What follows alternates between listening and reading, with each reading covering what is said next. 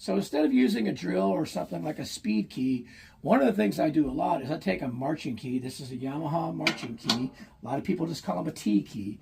And what I'll do is I'll go around and loosen. And I don't like to loosen too much. I like to do everything symmetrically if I can. When you're taking the head off, you don't have to skip a lug and do those kind of things. Now, I'm talking, but the focus should be down here on the drum. And so I've dropped this quite a bit from what it was. And now I'm back at my starting point. So what I'm going to do is go ahead and loosen that so it's all the way done. And then I'll take the key and just spin it like that. Okay, now that is completely out. I'll go over here and do the same thing. I'm leaning it so it doesn't hit the tom.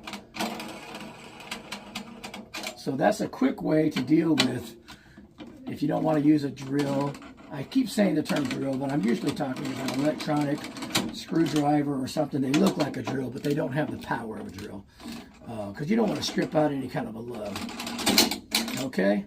So I'm going around, I'm using this key in this fashion. And because the key is heavy enough, when I spin it, I can tell when it's done. It's out. And I don't have to sit there and spin 1,000 times. Although I've got several drum keys that have finger parts on them that make all that kind of thing easier. But I just find a T key works really, really well for me to do this. Okay, so that should be completely loose. So what I'm going to do is I'm just going to take my hand and wipe the inside, and you can see dust coming out, getting it all over me actually. But if I had a towel, and I do, it's under the drum right now, I would grab that towel and do that. John Baldwin at Boise State used to take a marker and mark where the hoop was so you could put it on exactly the same way. But you can see as I do this, a lot of this dust is falling off this head. So this is the Aquarian satin finish. Again, I was an Aquarian artist for quite a while, and I switched to Remo because Aquarian didn't have any offerings that were going to help me when it came to marching stuff.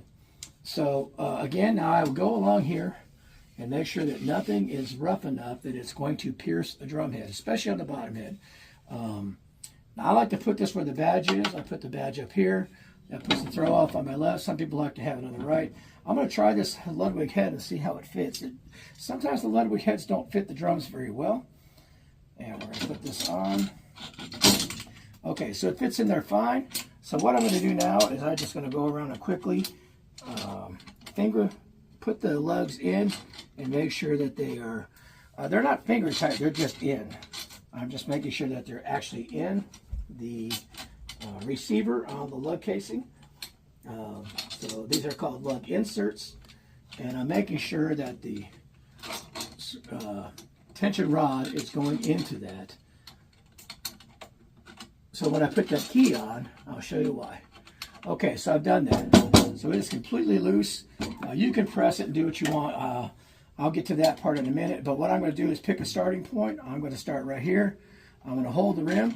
I'm going to spin that key until it stops freely on its own. Okay?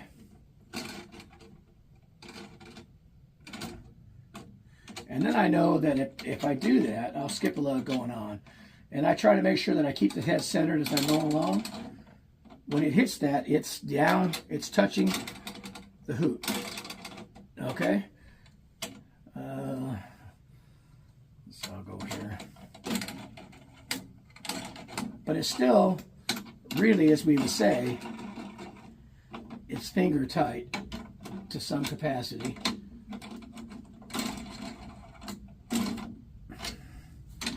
But the key is heavy enough that it will take it down to that point. Okay, so now I try to look and make sure, like right now, that the head is completely centered everywhere, not sticking out one side or another. Make sure your hoop's good. And now, if I'm going to do CPR, what a lot of people call that, I don't like to do it when it's on a snare stand, so I won't push super hard, but you put the hand there and press down. Some people will just go along and press along the edges. You can do whatever you want. Because it's on a snare stand, I won't give it a super amount of pressure right now because I don't like to put pressure on the stand.